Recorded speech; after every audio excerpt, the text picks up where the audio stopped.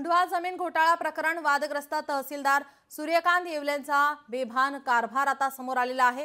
विना नंबर प्लेटच्या दुचाकीवरून येवलेची पुण्यात सफारी पाहायला मिळाली। दुचाकीवरून आता सवाल केला असता उडवाउडवीची उत्तरं देण्यात आली। तहसीलदार सूर्यकांत येवले लोकशाही मराठीवर विना नंबर प्लेटच्या दुचाकीवरून येवलेची पुण्यात सफारी पाहायला मिळाली।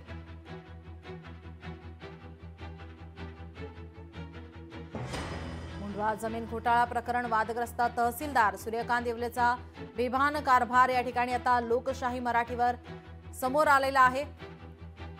विना नंबर प्लेटच्या दुचाकीवरून येवलेची पुण्यामध्ये सफारी पाहायला मिळाली। दुचाकीवरून सवाल केला असता उडवाउडवीची उत्तरं देण्यात आली आहे।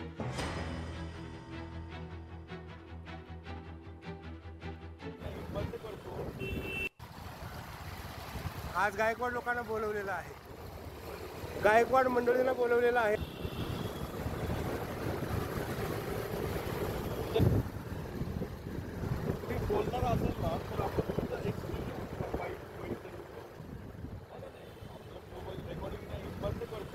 आपले प्रतिनिधी चंद्रशेखर भांगे आपल्या सोबत जोडलेले आहेत। चंद्रशेखर, आपण पाहतोय सूर्यकांत येवलेचा बेभान कारभार, विना नंबर प्लेटच्या दुचाकीवरून येवलेची पुण्यात ही सफारी पाहायला मिळते।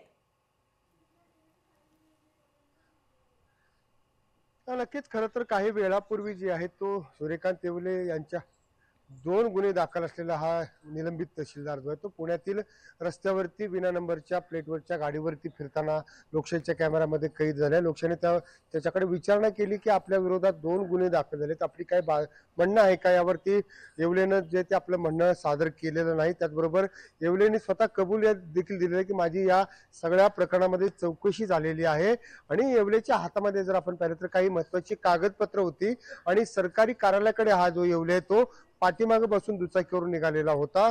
खरं तर येवले याच्या विरोधात 2 गुन्हे दाखल आहेत पुण्यातील खडक पोलिसांमध्ये आणि दुसरा जो गुन्हा आहे तो बावधन पोलिसांमध्ये खरं तर याच्या विरोधात गुन्हा दाखल आहे। तर मुंढव्यातील जो वादग्रस्त जमीन घोटाळा आहे या सगळ्या घोटाळ्यामध्ये प्रमुख म्हणून येवलेकडे पाहिलं जातं। ज्या पद्धतीनं मुंढव्यातील जी जागा आहे ती जागा तात्काळ खाली करा, त्या ठिकाणी जी झाडं आहेत ती झाडं तोडून त्या ठिकाणी खाली करा असे स्पष्ट लेखी आदेश जे आहेत ते सूर्यकांत येवले यांनीच दिले होते आणि हाच सूर्यकांत येवले आज लोकशाहीच्या कॅमेऱ्यामध्ये कैद झालेला आहे।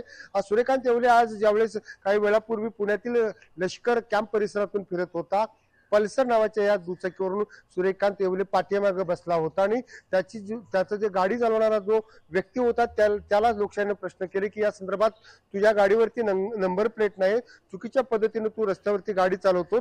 या प्रश्नानंतर उत्तर देताना जो त्याचा वाहन चालक होता त्यांनी सावरासावरीचं जे आहे ते उत्तर दिलेलं आहे।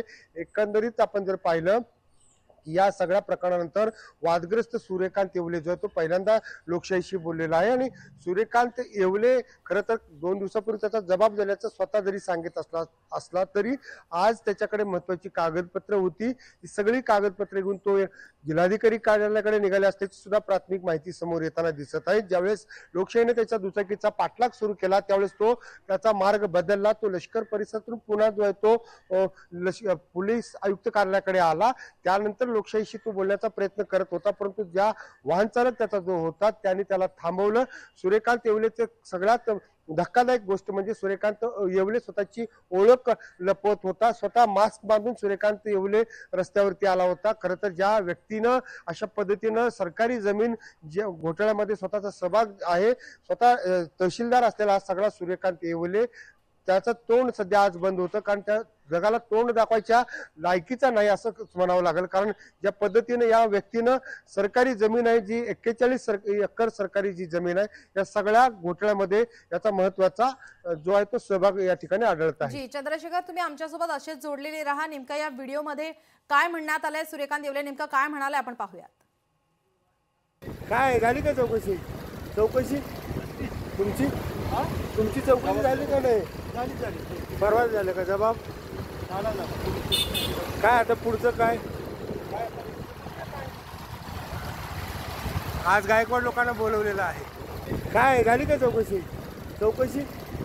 तुमची चौकशी झाली का नाही? परवा झालं का जबाब? काय आता पुढचं काय? आज गायकवाड लोकांना बोलवलेलं आहे। चंद्रशेखर हा वाहन चालक होता, हा कोण होता, त्याच्या संदर्भात काय माहिती मिळाली आहे का? नक्कीच हा जो वाहन चालक होता त्याचा साथीदार असल्याची माहिती समोर आलेली आहे. हा वाहन चालक ज्यावेळेस लोकशाहीनं त्याच्याशी प्रश्न विचारण्यास सुरुवात केली त्यावेळेस हा वाहन चालक लोकशाहीच्या म्हणजेच मलाच अडवण्याचा प्रयत्न करत होता. तरी सुद्धा लोकशाही न घाबरता त्याला भर रस्त्यामध्ये गाठली. रस्त्यावरून हा वेगवानरित्या त्याची दुचाकी जो आहे तो पळवत होता, परंतु लोकशाहीच्या प्रतिनिधींनी सुद्धा या सगळ्या दुचाकीचा पाठलाग केला.